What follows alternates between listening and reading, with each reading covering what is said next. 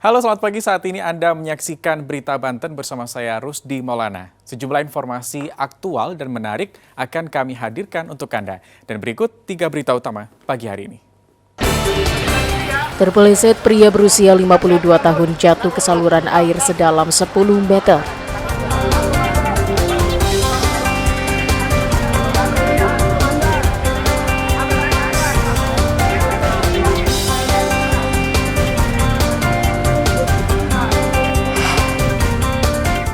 Jalan provinsi masih dilalui ratusan truk odong.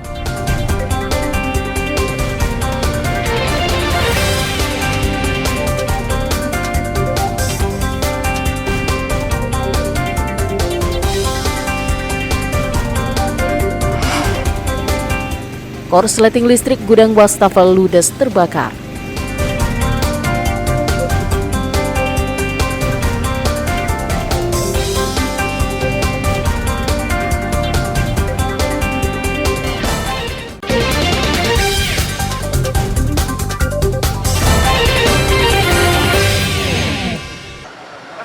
Diduga terpeleset saat beristirahat, seorang pengendara sepeda motor terjatuh di saluran air sedalam 10 meter di Panunggangan Barat, Cibodas, Kota Tangerang.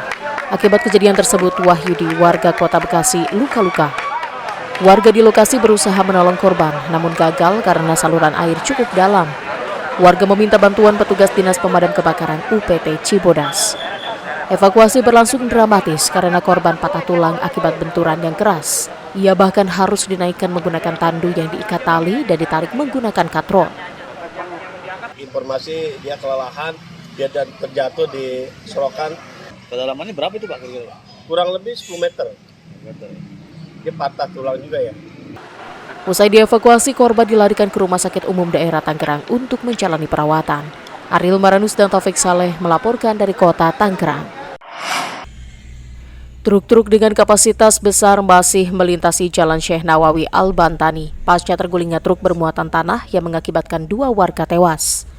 Jalan tersebut merupakan penghubung pusat pemerintahan Provinsi Banten, DPRD serta Mapolda Banten.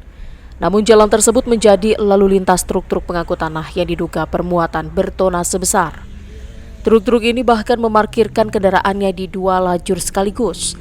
Beberapa waktu lalu beredar video Wakil Wali Kota Serang, Subadri Usuludin, mengamuk kepada sopir yang memarkirkan kendaraannya. Ya, korban udah berapa kali korban kita, masyarakat kita.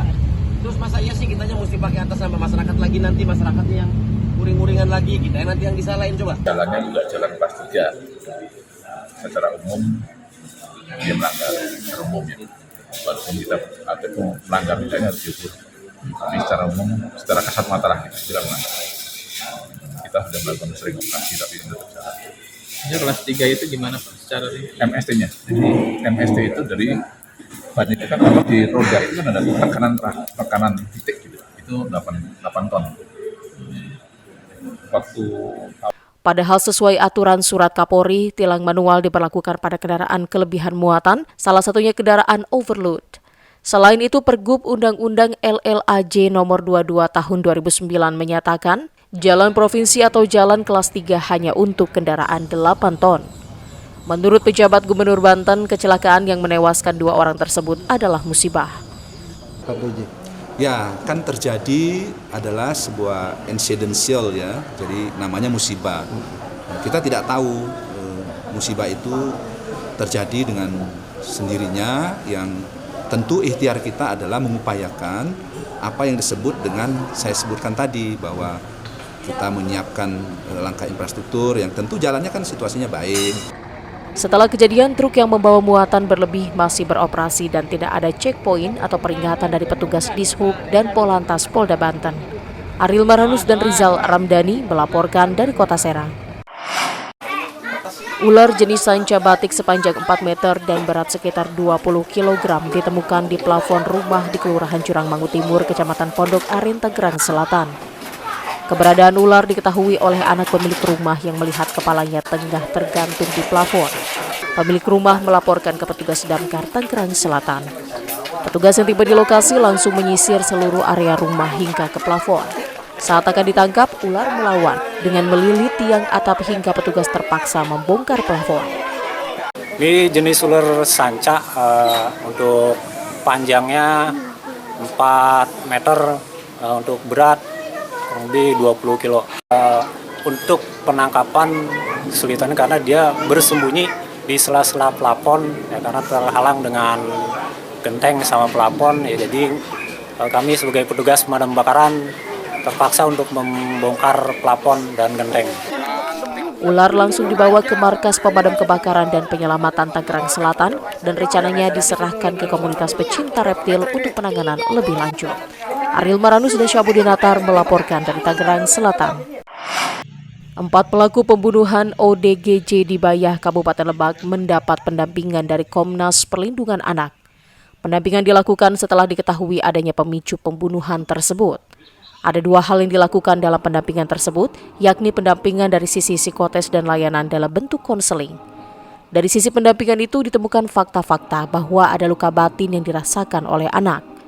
Menurut Ketua Komnas Perlindungan Anak Banten, luka batin yang dirasakan berasal dari bullying yang diterima oleh pelaku. Bullying diterima oleh pelaku di lingkungan rumah dan sekolah. Dari Komnas Anak Provinsi Banten bersama tim LDP Provinsi Banten, Layanan Dukungan Psikososial untuk Anak, melakukan pendampingan kepada 4 anak yang kita dapatkan informasinya sudah melakukan satu hal yang kemudian kita lihat sebagai sebuah tindakan pidana. Nah, dalam proses pendampingan itu ada 2 hal yang kami lakukan proses pendampingan. Yang pertama pendampingan dari sisi psikotesnya, kemudian yang kedua layanan dalam bentuk konseling. Sementara Kasat Reskrim Polres Lebak Ibtu Andi Kurniadi Eka Setiabudi mengatakan, untuk proses pemberkasan masih terus berjalan dan karena menyangkut anak, ada waktu 15 hari untuk dilimpahkan ke kejaksaan. Untuk pemberkasan masih berjalan, dengan karena anak kami maksimal ada waktu 15 hari untuk dilimpahkan ke kejaksaan. Tapi sudah berkas mudah-mudahan sudah lengkap minggu ini dan akan kami kirim. Selanjutnya juga kita sudah lakukan pendampingan dan dinas-dinas terkait pun baik dari daerah maupun provinsi sudah mendampingi oleh para pelaku. Pembunuhan terhadap korban yang merupakan ODGJ mengundang keprihatinan sejumlah pihak. Semua pelaku diketahui masih di bawah umur, bahkan 2 diantaranya masih duduk di bangku sekolah dasar. Ariel Maranus dan Saepul melaporkan dari Kabupaten Lebak.